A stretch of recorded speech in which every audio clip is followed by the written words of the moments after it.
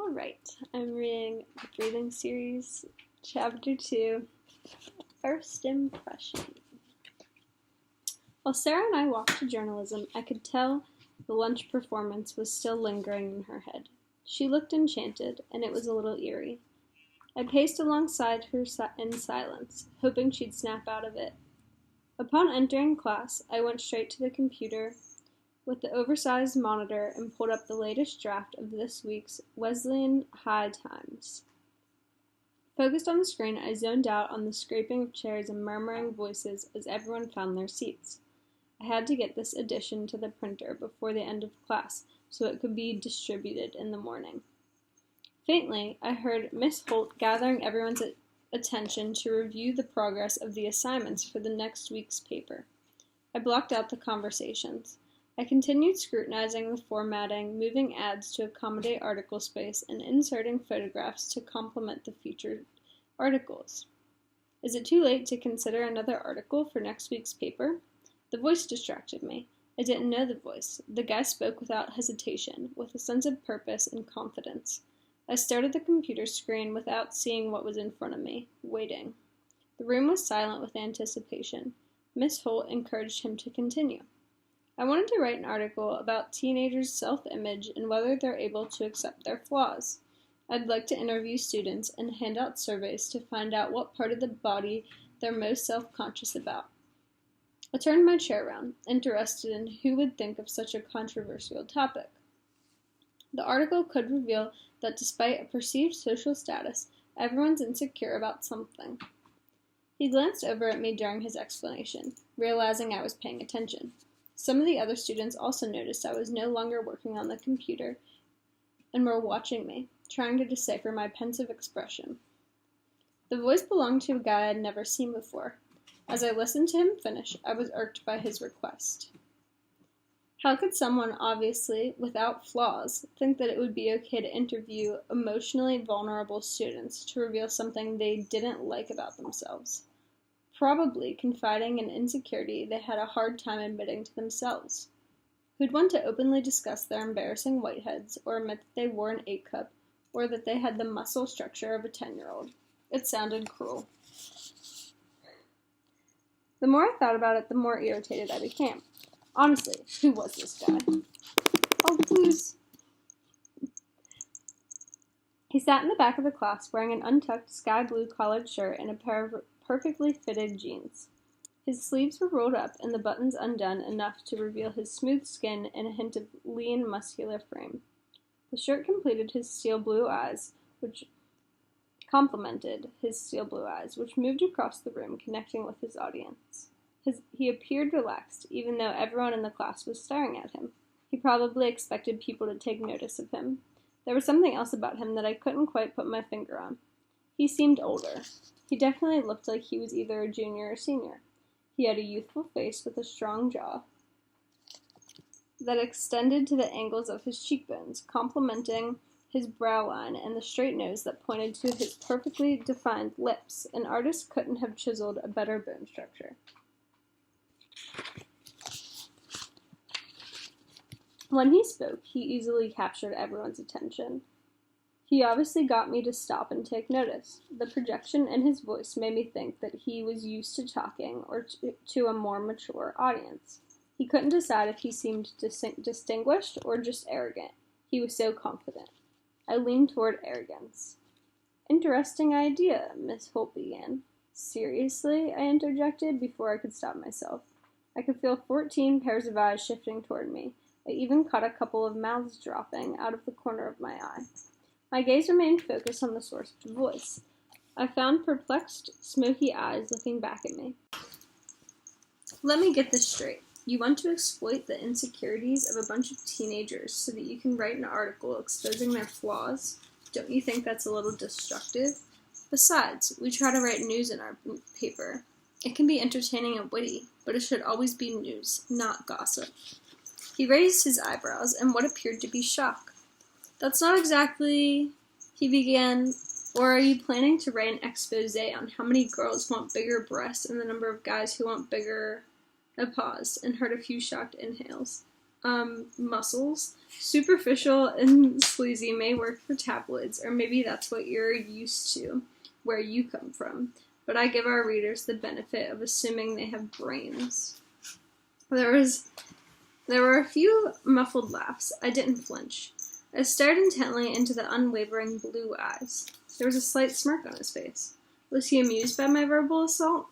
I set my jaw against his attack. I take my assignment seriously. I'm hoping my research will uncover how much we all have in common, regardless of our popularity or perceived attractiveness.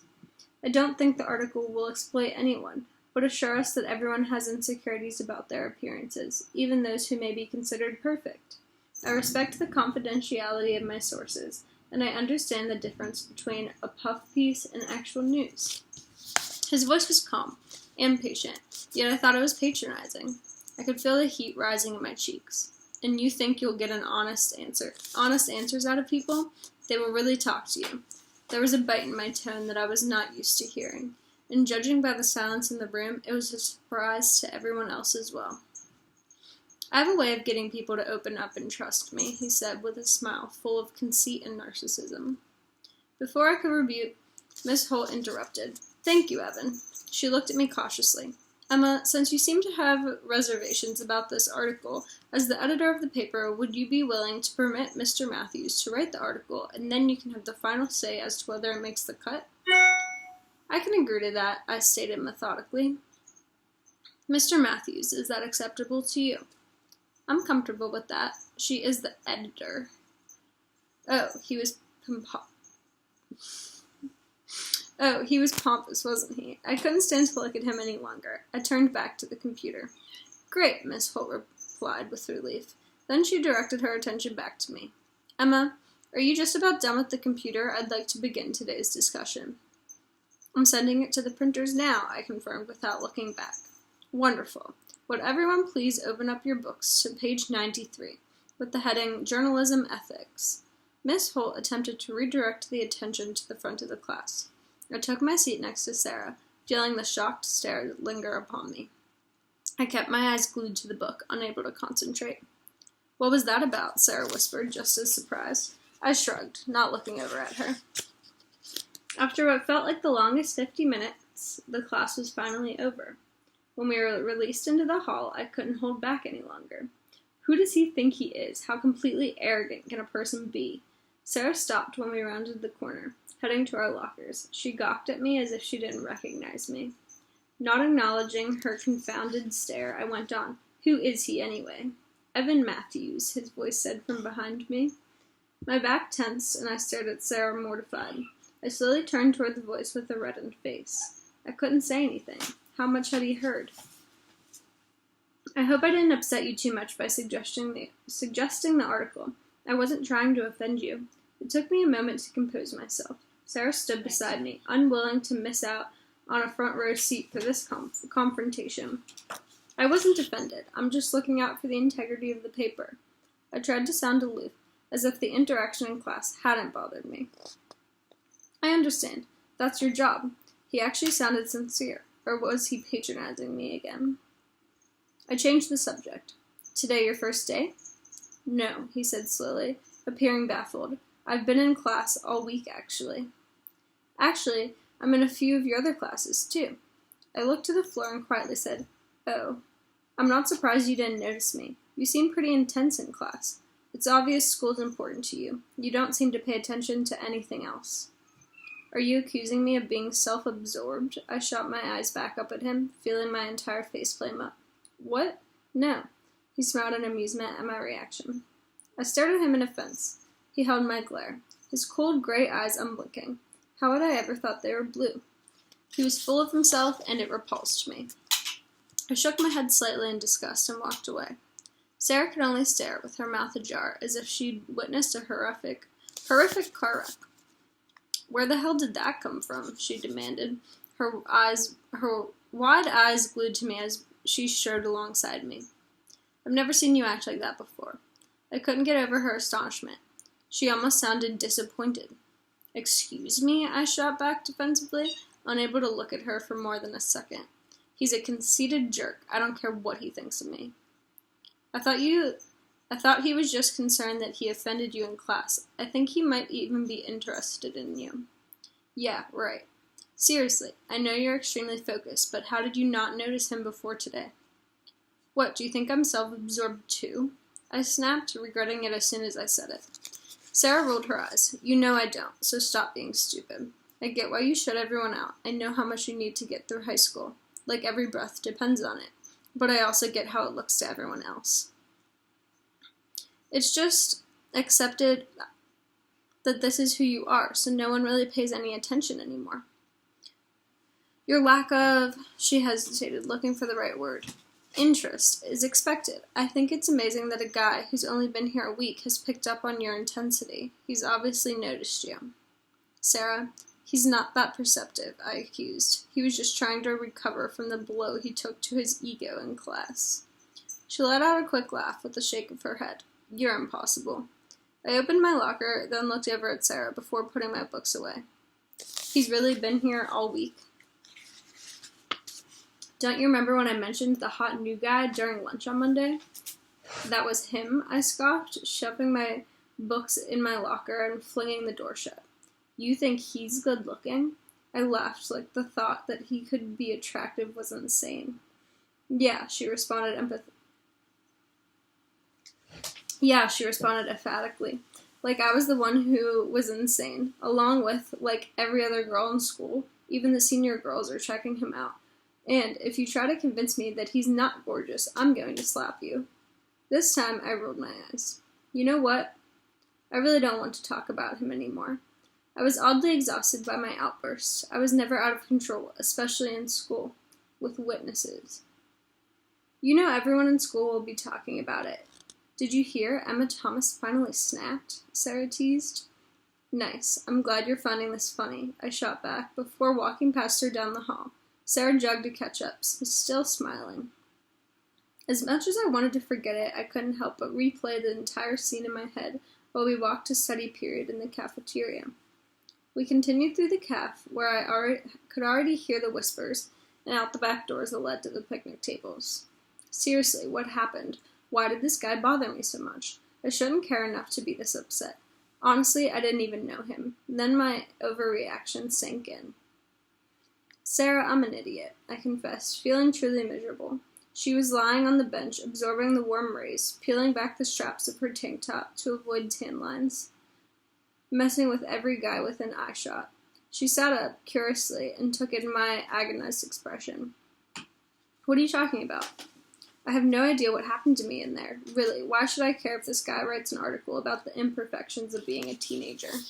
I cannot believe I acted like that, and then made a scene in the hall. I'm completely humiliated. I groaned and put my face down on my folded arms. Sarah didn't say anything. After a moment, I looked up at her in questioning.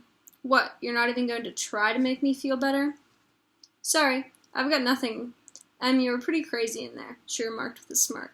Thanks, Sarah. I connected with her smiling eyes and couldn't hold back. We simultaneously burst out laughing. It came out so loud that the table next to us stopped mid-conversation to stare. I definitely looked like I'd lost my mind now. It took a full minute for me to break through the hysterics. Sarah tried to stop, but small bouts of laughter would escape whenever she looked at me. She leaned toward me and lowered her giggling voice. Well, maybe you can redeem yourself. He's on his way over here. No way! My eyes widened in panic. I hope the laughing wasn't about me. It was the same confident, charming voice. I closed my eyes, afraid to face him. I took a calming breath and turned to look up at him. No, Sarah said something funny. I hesitated before I added, I shouldn't have gone off on you. I'm not usually like that. Sarah started laughing again, probably replaying my mortifying moment in her head. Sorry, I can't help it, she said, her eyes watering from trying to hold it in. I need to get some water. She left us alone. Oh no, she left us alone. He responded to my indirect apology. I know. His perfect lips curled up into a soft smile. I was surprised by the casualness of his response. Good luck in your game today. I heard you're pretty good. Without allowing me to respond, he walked away. What just happened? What did he mean he knows I'm not usually like that? I stared at the spot where he stood for half a minute, trying to comprehend what just played out. Why wasn't he upset with me? I couldn't believe I was so worked up, especially over a guy. I need to shake it off and be over it. Stay focused. He's gone? Please don't tell me you insulted him again. Sarah's voice startled me. I hadn't even noticed her return. No, I swear. He wished me luck in the game today and walked away. It was strange. Sarah raised her eyebrows, grinning. Oh, and I guess you could say he's decent looking, I mumbled. Sarah's face lit up with a huge smile. He's so mysterious, and I think he likes you, she taunted. Come on, Sarah. Now you're being stupid. Somehow I completed the homework due the next day, despite glancing around and searching for Evan every other minute. I couldn't get to the longer-term assignments. I saved them for the weekend. It's not like I had anything else to do. I'm going to the locker room to get ready for the game. I'll be down in a minute, Sarah replied from her meditative spot on the bench. I gathered my books and walked through the cafeteria. I did everything I could to stare straight ahead so I wouldn't look for Evan, unsuccessfully.